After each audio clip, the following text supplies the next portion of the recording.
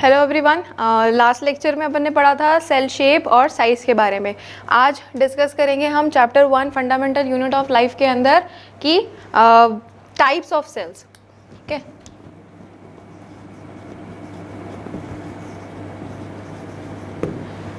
Type of cell. ठीक है, type of cell जो होते हैं वो हम दो बेसिस पे पढ़ेंगे, एक पढ़ेंगे ऑर्गेनाइजेशन पे, एक पढ़ेंगे डिफरेंशिएशन के बेसिस पे। ठीक है, तो सबसे पहले मैं आपको बताऊंगी type of cell on the basis of organisation.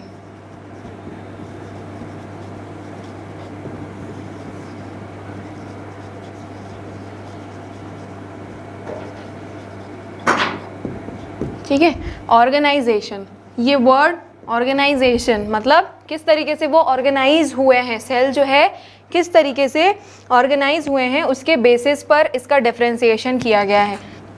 तो दो तरीके से ऑर्गेनाइज हुए हैं सेल। नंबर 1 प्रोकैरियोटिक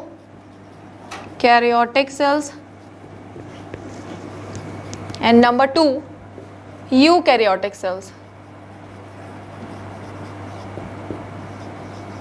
ठीक है, ये दो तरीके के सेल हैं on the basis of organisation.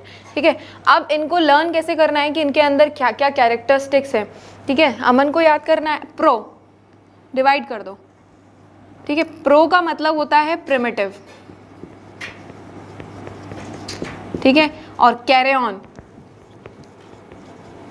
Carrion का मतलब होता है न्यूक्लियस। ठीक है, तो karyotic is related to nucleus. तो यहाँ पर जो मेन डिफरेंस आएगा इन दोनों के बीच में, प्रोकैरियोटिक और यूकैरियोटिक के बीच में जो मेन डिफरेंस आएगा वो आएगा ऑन द बेसिस ऑफ, हम न्यूक्लियस के सबसे इंपॉर्टेंट चीज़ है न्यूक्लियस, उसके बेसिस पे हम इन दोनों का डिवीजन करेंगे। ठीक है, साइंटिस्ट ने ऑलरेडी किया हुआ है डिवीजन की है प्रोकैरियोटिक और यूकैरियोटिक। प्रो में क्या है, प्रिमिटिव। प्रिमिटिव मतलब जो अभी बना बना है, नया नया है। ठीक है, यहाँ के जो सेल होते हैं सबसे इम्पॉर्टेंट खासियत ये है कि जो प्रोकैरियोटिक सेल्स होते हैं इनके जेनेटिक मटेरियल के अराउंड कोई भी मेम्ब्रेन नहीं होती है। ठीक है, no membrane around genetic material, ये सबसे इम्पॉर्टेंट इनका क्लासिफिकेशन है।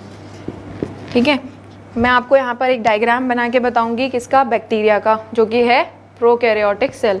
ठीक है, ये बैक्टीरिया है।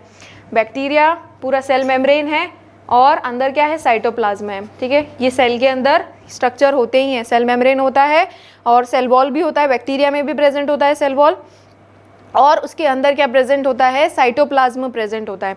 ठीक है, मैंने यहाँ पे क्या लिखा हुआ है, no membrane around genetic material. अब सेल है तो जेनेटिक मटेरियल होना कंपलसरी है, क्योंकि वो क्या है, पूरा इन्फॉर्मेशन है जो कि एक सेल कैरी करता है। ठीक है, तो इनका जो जेनेटिक मटीरियल, जो बैक्टीरिया का जेनेटिक मटीरियल है वो इस तरीके से सेल में नेकेड रहता है। ठीक है, यहाँ पर कोई एक मेम्ब्रेन बाउंड ऑर्गेनेल नहीं है। जो जेनेटिक मटीरियल है वो डायरेक्ट कॉन्टैक्ट में है, किसके, साइटोप्लाज्म के डायरेक्ट कांटेक्ट में है।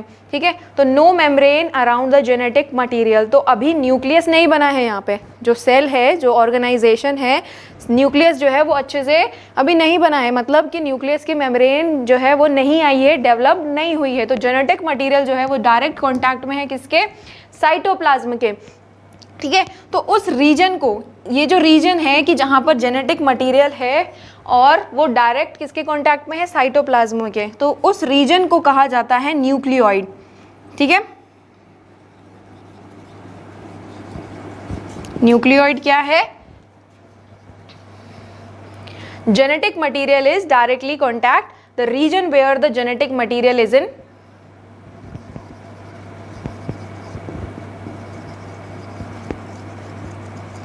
genetic material is in direct with cytoplasm।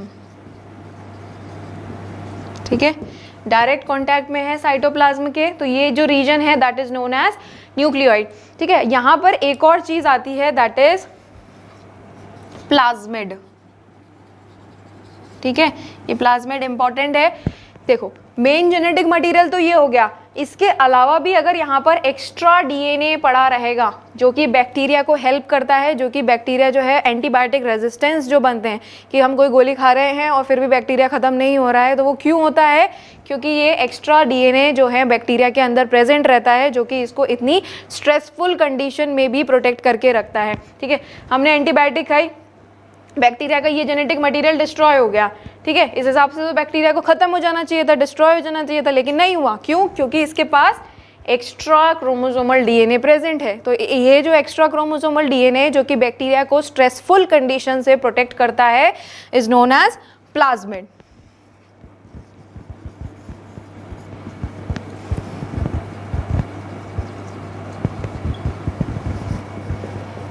ठीक है, ये चीज़ें हो गई।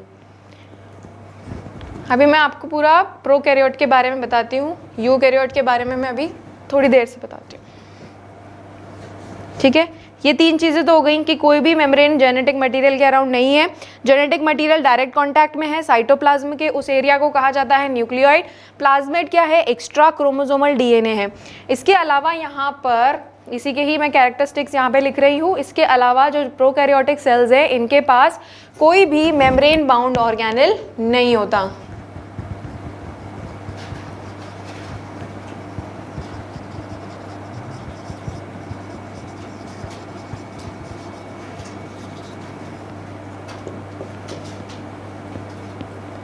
ऑर्गेनेल मतलब सेल के अंदर जो जितनी भी चीज़ें आएंगी, जैसे कि mitochondria, Golgi body, endoplasmic reticulum, ये सब क्या है? सेल के ऑर्गेनेल हैं। तो ये सब चीज़ें यहाँ पर कुछ भी प्रेजेंट नहीं होता है, सिर्फ और सिर्फ एक ऑर्गेनेल प्रेजेंट होता है जो कि है राइबोसोम।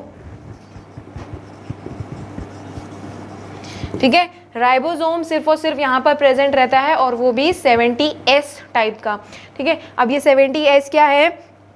ये एक राइबोसोम क्या है? एक ऑर्गेनेल है जिसके अराउंड कोई भी मेम्ब्रेन प्रेजेंट नहीं होती है, जिसके बारे में हम डिटेल में आगे जब डिटेल में ऑर्गेनेल्स पढ़ेंगे तब आएगा। मैं आपको एक रफ आइडिया दे देती हूँ कि राइबोसोम 70S क्या होता है। ठीक है, राइबोसोम्स जो होते हैं वो दो तरीके के होते हैं, एक होता है 70S टाइप का, एक होता है 80S टाइप का। तो जितने भी प्रोकैरियोट्स हैं सबके अंदर 70S टाइप का रहेगा, और जितने भी यूकैरियोट्स की बात मैं अभी करूंगी उनके अंदर सबके अंदर 80S टाइप का रहेगा।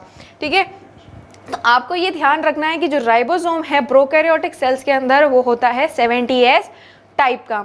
ठीक है, अब जो प्रोकैरियोटिक सेल्स है उनके अंदर क्या क्या प्रेजेंट रहेगा? सेल वॉल रहेगी,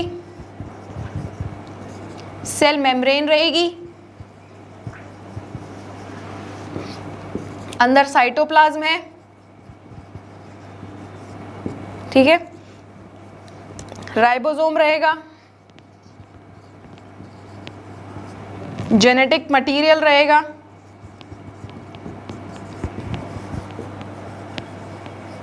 ठीक है, और किसी किसी में प्लाज्मिड भी रहेगा। ठीक है, प्लाज्मिड सब में नहीं होता है, किसी किसी में होता है। तो जिसमें भी होगा वो बैक्टीरिया को स्ट्रेसफुल कंडीशन से प्रोटेक्ट करेगा, और एंटीबायोटिक रेजिस्टेंस जो बैक्टीरिया डेवलप हो रहे हैं आजकल वो सब इन्हीं की वजह से हो रहा है। ठीक है, तो ये सारी चीज़ें हो गई, ये सारे कैरेक्टरिस्टिक्स किसके हो गए हैं? प्रोकैरियोटिक सेल के। ठीक है, अब मैं आपको इनको डायग्रामेटिक वे में समझाती हूँ। हाँ, एक और चीज़ यहाँ पर जो प्रोकैरियोट सेल्स होते हैं इनको मूवमेंट के लिए एक एक्स्ट्रा स्ट्रक्चर चाहिए होता है जिसको बोलते हैं फ्लैजेला। ठीक है, ये फ्लैजेला, सपोज मैंने अभी आपको यहाँ पे डायग्राम बना के बताया था कि ये बैक्टीरिया है, इस बैक्टीरिया में यहाँ पर इस तरीके से एक जो हंटर होता है उस टाइप से एक स्ट्रक्चर होता है जो कि यहाँ पे निकला रहता है बैक्टीरिया में, और ये बैक्टीरिया को मूव करने में हेल्प करता है। ठीक है, तो ये हो गए प्रोकैरियोटिक सेल्स। अब मैं ये सारा आपको एक डायग्राम के थ्रू एक और बार फिर से बता देती हूँ।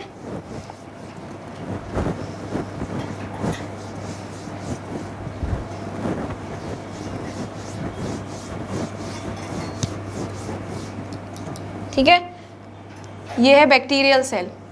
बैक्टीरियल सेल में मैंने आपको बताया कि सेल वॉल होगी, सेल मेम्ब्रेन होगी, साइटोप्लाज्म होगा। सबसे पहले हम ये बनाते हैं।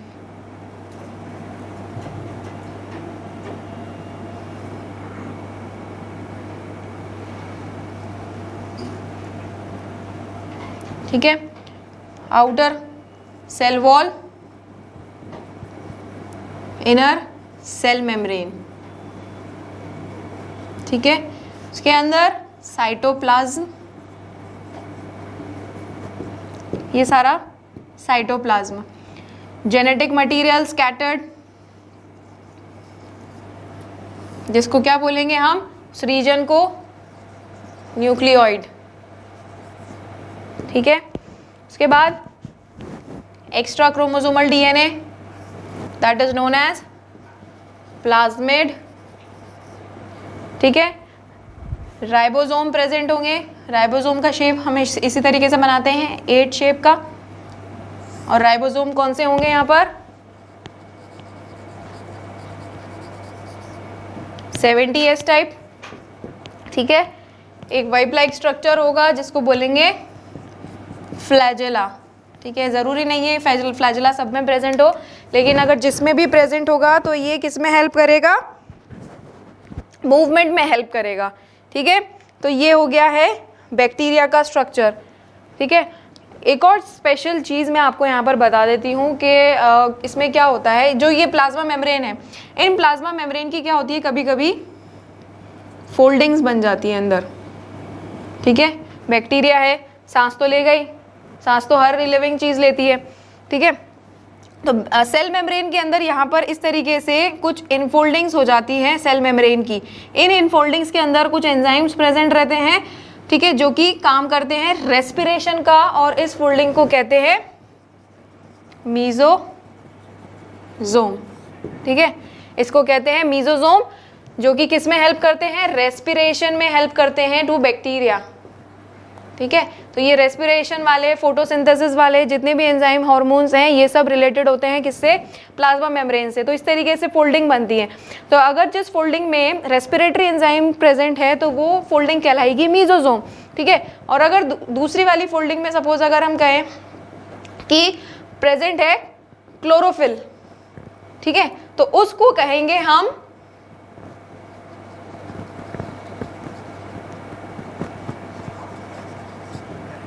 क्रोमैटोफोर्स। ठीक है, क्रोमैटोफोर्स हम उनको कहेंगे। और यहाँ पर क्या प्रेजेंट है, क्लोरोफिल। ठीक है, ये ध्यान रखना है कि जो फोटोसिंथेटिक बैक्टीरिया होते हैं ये सिर्फ उन्हीं में प्रेजेंट होता है, और क्लोरोफिल जो होता है वो कहाँ प्रेजेंट होता है, क्लोरोप्लास्ट के अंदर प्रेजेंट होता है, प्लांट सेल में। लेकिन यहाँ पर कोई क्लोरोप्लास्ट नहीं है, क्योंकि क्लोरोप्लास्ट तो डबल मेम्ब्रेन स्ट्रक्चर में आ जाएगा। और हमने अभी क्या फीचर बताया कि यहाँ पर तो कोई मेम्ब्रेन बाउंड ऑर्गेनेल प्रेजेंट ही नहीं होता। ठीक है, तो इसलिए यहाँ पर क्लोरोफिल जो है वो यहाँ प्रेजेंट रहेगा, और उसको कहेंगे क्रोमैटोफोर। ठीक है, तो ये था प्रोकैरियोटिक सेल। अब यूकैरियोटिक सेल की बात करते हैं।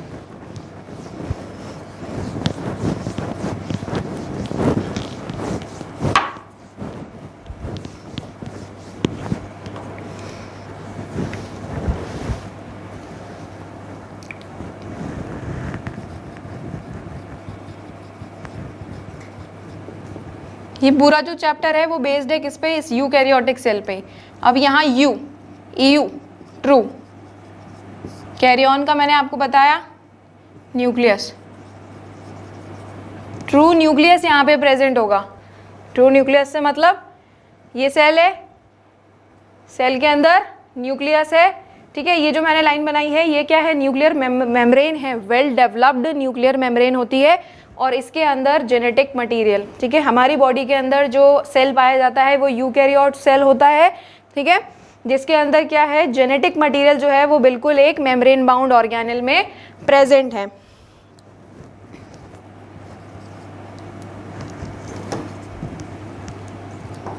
जेनेटिक मटेरियल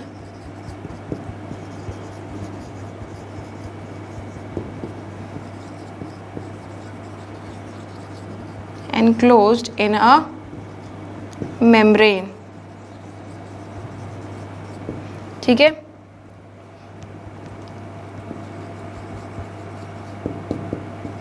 ठीक है, सारे मेम्ब्रेन बाउंड ऑर्गेनेल यहाँ पे प्रेजेंट होंगे।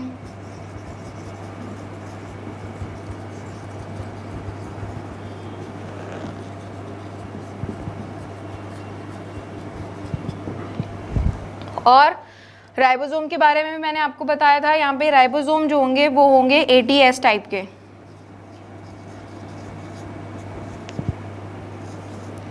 ठीक है, अब यहाँ पर एक एक्सेप्शन आएगा जितने भी यूकैरियोटिक सेल्स होते हैं सबके अंदर ATS टाइप का राइबोसोम होता है, लेकिन एक एक्सेप्शन ये है कि माइटोकॉन्ड्रिया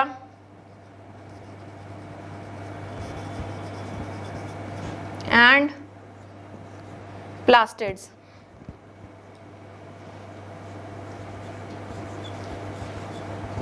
इन दोनों के अंदर यूकैरियोट होने के बावजूद भी 70S टाइप का राइबोसोम रहता है। ठीक है, तो ये है इनकी मेन खासियत जो कि यहाँ पर प्रेजेंट है। ठीक है, कंफ्यूज नहीं होना है, बस आपको इतना ध्यान रखना है कि यूकैरियोट्स के अंदर होता है ATS टाइप का, प्रोकैरियोट्स में होता है 70S टाइप का। सिर्फ यहाँ पर जो एक्सेप्शन है वो है माइटोकॉन्ड्रिया और प्लास्टिड्स। ठीक है, माइटोकॉन्ड्रिया आप सब जानते हैं क्या होता है, power house of the cell होता है। प्लास्टिड्स में क्या आएंगे, क्लोरोप्लास्ट आएगा। ठीक है, जिसकी अभी मैंने आपसे यहाँ पे बात करी थी कि फोटोसिंथेसिस जो करते हैं। ठीक है, प्लास्टिड्स हैं पूरी तरीके से, ये भी अभी डिटेल में अपने आगे आएगा ऑर्गेनल्स में। तो जो प्लास्टिड्स हैं इनके अंदर और माइटोकॉन्ड्रिया के अंदर 70S टाइप का राइबोसोम प्रेजेंट होता है। ठीक है, और बाकी चीज़ें जो है वो अब हम वैसे भी पूरा चैप्टर जो है वो हमारा यूकैरियोटिक सेल पर ही बेस्ड है, तो वो उसमें अभी आगे आ जाएगा। ठीक है, अब नेक्स्ट यहाँ पर जो टाइप्स ऑफ सेल्स हैं ऑन द बेसिस ऑफ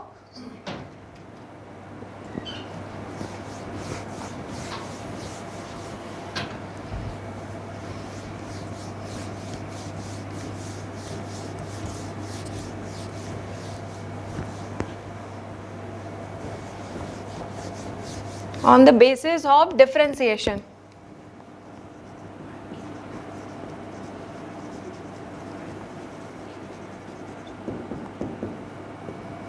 ठीक है, डिफरेंशिएशन मतलब उनका लेवल ऑफ डिफरेंशिएशन क्या है, वो किस हिसाब से डिफरेंशिएट हुए हैं, ये यहाँ पर क्लासिफिकेशन है। ठीक है, तो यहाँ पर 3 चीज़ें हैं। सबसे पहले आएगा अनडिफरेंशिएटेड।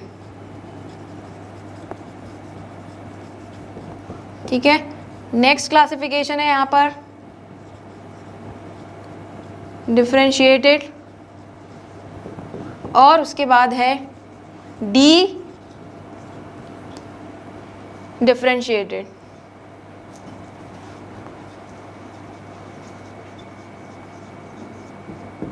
ठीक है, ये 3 तरीके के सेल होते हैं on the basis of differentiation, undifferentiated, differentiated and D differentiated. ठीक है, तो अनडिफरेंशिएटेड, ठीक है, नाम से ही पता लग रहा है कि अभी ये जो सेल हैं ये डिफरेंशिएट नहीं हुए हैं। ठीक है, और सबसे इम्पॉर्टेंट बात इनकी खासियत ये होती है कि ये जो सेल्स होते हैं इनके पास पावर ऑफ डिवीजन होता है। ठीक है, पावर ऑफ डिवीजन।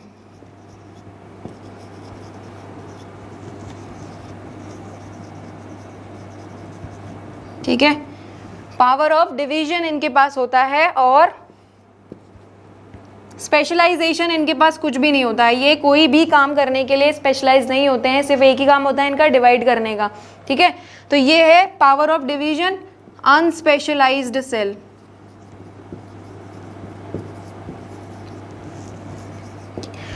यहां पर एग्जाम्पल स्टेम सेल। ठीक है, स्टेम सेल क्या होते हैं, जिनको अभी डिवाइड करना है, वो आगे अभी नए चीज फॉर्म करेंगे। ठीक है, डिवाइड करने का काम है सिर्फ और सिर्फ। ठीक है, जब स्पर्म और ओवन का फ्यूजन होता है तो सबसे पहले क्या बनता है, जाइगोट बनता है। ठीक है, अभी जाइगोट को पता नहीं है कि वो क्या, कौन सा सेल हाथ बनाएगा या कौन सा सेल पैर बनाएगा। ठीक है, अभी कुछ पता नहीं है, अभी वो क्या काम है उसका, खाली सिर्फ डिवाइड होने का काम है।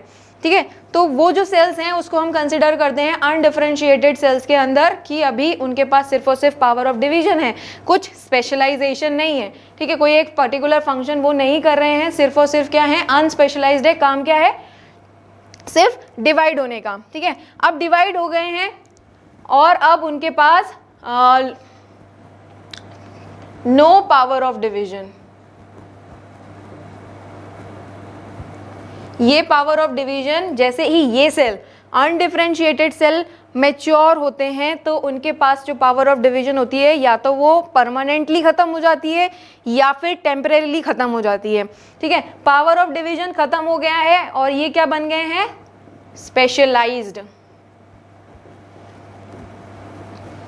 ठीक है, स्पेशलाइज सेल, अपनी बॉडी के अंदर सारे सेल जो हैं वो स्पेशलाइज्ड हैं, अपनी बॉडी के अंदर कुछ भी नहीं बचा है अनडिफरेंशिएटेड, ठीक है।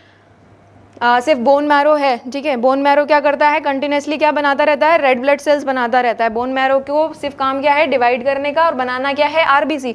तो मैं आपको यहाँ पर डिफरेंशिएटेड में ही एग्जांपल बता देती हूँ आरबीसी का, ठीक है। आरबीसी जो है वो डिवाइड नहीं करते हैं, सबसे पहली बात तो ये, क्योंकि इसके अंदर कोई न्यूक्लियस ही नहीं है, न्यूक्लियस नहीं है तो डिवीजन नहीं होगा। ये डिवाइड नहीं करते हैं, ये स्पेशलाइज्ड हो चुके हैं कोई एक पर्टिकुलर फंक्शन परफॉर्म करने के लिए, ठीक है। आरबीसी का फंक्शन क्या है, इससे पहले वाले लेक्चर में भी मैंने आपको बताया था कि आरबीसी का फंक्शन क्या है, सिर्फ गैसेस को ट्रांसपोर्ट करने का फंक्शन है। इसका काम है ऑक्सीजन लंग से ली बॉडी पार्ट्स में पहुंचाई, ठीक है, बस इतना सा काम है। तो ये क्या है, स्पेशलाइज्ड है, इसके पास पावर ऑफ डिवीजन नहीं है, ठीक है। पावर ऑफ डिवीजन जो है वो टेम्परेली खत्म हो चुकी है उस सेल की, ठीक है।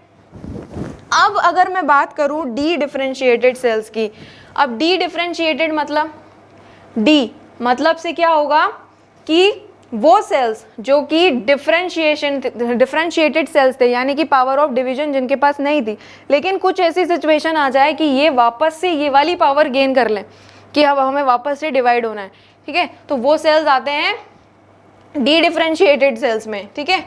व्हेन सेल्स, या प्रॉपरली अगर अब लिखा जाए तो व्हेन डिफरेंशिएटेड सेल्स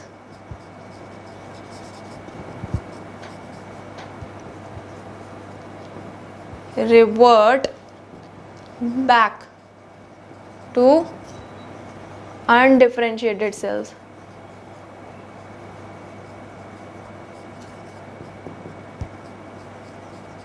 ठीक है। पावर ऑफ डिवीजन जो है दोबारा से आ गई है। अब इसका एग्जाम्पल यहाँ पर आएगा healing process of the skin,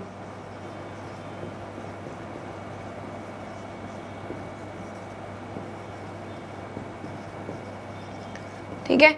अपनी स्किन है, अभी नॉर्मल बैठे बैठे तो ये स्किन डिवाइड नहीं हो रही है, ठीक है, ये क्या है, डिफरेंशिएट हो चुकी है एक पर्टिकुलर फंक्शन परफॉर्म करने के लिए। स्किन का क्या फंक्शन है, प्रोटेक्शन का, हमें प्रोटेक्ट कर रही है, ठीक है। तो अभी क्या है, ये डिफरेंशिएटेड है। सपोज इंजरी हो गई है, लग गई है कहीं, और यहाँ से स्किन जो है वो हट गई है, ठीक है। सबकी अगर किसी की यहाँ पे से अगर स्किन हटती है तो वापस से नई स्किन आती है, क्यों, कैसे आ जाती है वो अपने आप, तो उसमें क्या होता है, डिफरेंशिएटेड सेल्स क्या करते हैं, वापस से पावर रीगेन करते हैं टू डिवाइड, और डिवाइड करके नई स्किन बनाते हैं, और वो जो सेल होंगे वो आएंगे किसके अंदर, डी डिफरेंशिएटेड के अंदर, ठीक है। तो ये तीन तरीके के सेल्स हैं on the basis of differentiation, undifferentiated, differentiated and D differentiated, ठीक है। फिर उसके बाद जब ये नॉर्मल हो जाते हैं, डी डिफरेंशिएटेड जब वापस नॉर्मल हो जाते हैं तो ये हो जाते हैं री डिफरेंशिएटेड,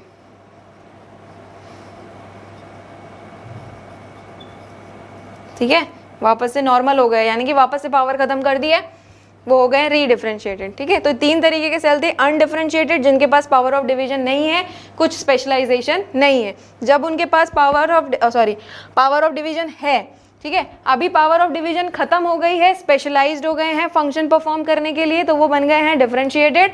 और उसके बाद जब ये वापस से पावर रीगेन कर लेते हैं टू डिवाइड, तब ये बन जाते हैं डी डिफरेंशिएटेड, ठीक है। तो ये हो गया है type of cell on the basis of organisation कर लिया है, दूसरा है डिफरेंशिएशन, ये हो गया है, ठीक है। अब इसके बाद हमें स्टार्ट करना है स्ट्रक्चर ऑफ सेल।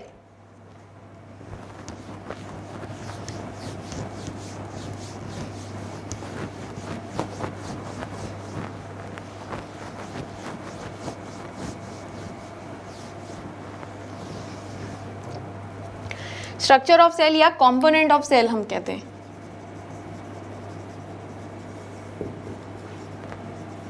इस चैप्टर के अंदर हम पढ़ेंगे यूकैरियोटिक सेल के बारे में, पूरा यूकैरियोटिक सेल की क्या फीचर्स होते हैं, क्या ऑर्गेनेल्स होते हैं, एक एक ऑर्गेनेल का फंक्शन, सब कुछ इस चैप्टर में आएगा, ठीक है। तो कंपोनेंट ऑफ सेल की अगर हम बात करते हैं तो यहाँ पर तीन कंपोनेंट सेल के होते हैं। सबसे पहले होता है सेल कोट, फिर उसके बाद आता है न्यूक्लियस, फिर उसके बाद आता है साइटोप्लाज्म, ठीक है। ये तीन चीज़ें हैं जो कि सेल के अंदर होना बहुत ज़रूरी है, तभी जाके वो सेल बनेगा। सेल कोट के अंदर भी यहाँ पर दो चीज़ें हम डिस्कस करने वाले हैं आगे, cell wall and cell membrane, ठीक है। ये सेल है, तो ये जो आउटर कवरिंग है इसकी, ये कहलाएगी इसकी सेल कोट। ठीक है, सेल कोट। ये मैंने एनिमल सेल बनाया है, तो एनिमल सेल के अंदर सिर्फ सेल मेम्ब्रेन होती है, प्लांट सेल के अंदर होती है सेल वॉल, और ये सिर्फ एनिमल सेल में होता है। Outermost covering cell membrane. ठीक है, न्यूक्लियस जिसके अंदर पूरा जेनेटिक मटेरियल है, दूसरा कंपोनेंट। तीसरा कंपोनेंट साइटोप्लाज्म, जो कि इसके अंदर पूरा जेली लाइक स्ट्रक्चर जो फिल रहता है, दैट इज साइटोप्लाज्म। ठीक है, तो ये 3 कंपोनेंट है सेल के। इन तीनों चीज़ों के बिना एक यूकैरियोटिक सेल नहीं बन सकता। ठीक है, सेल वॉल जो है यहाँ पर वो सिर्फ और सिर्फ प्लांट सेल में प्रेजेंट होती है, एनिमल सेल में नहीं होती है। सेल मेम्ब्रेन सब में प्रेजेंट होती है। ठीक है, न्यूक्लियस सब में होगा, प्लांट में भी होगा, एनिमल में भी होगा, साइटोप्लाज्म भी दोनों में होगा, प्लांट में भी होगा और एनिमल में भी होगा। ठीक है, अब नेक्स्ट लेक्चर में अपन स्टार्ट करेंगे डिटेल में सेल वॉल और उसके बाद सेल मेम्ब्रेन। ठीक है, तो ये लेक्चर यहीं ख़त्म होता है। Thank you.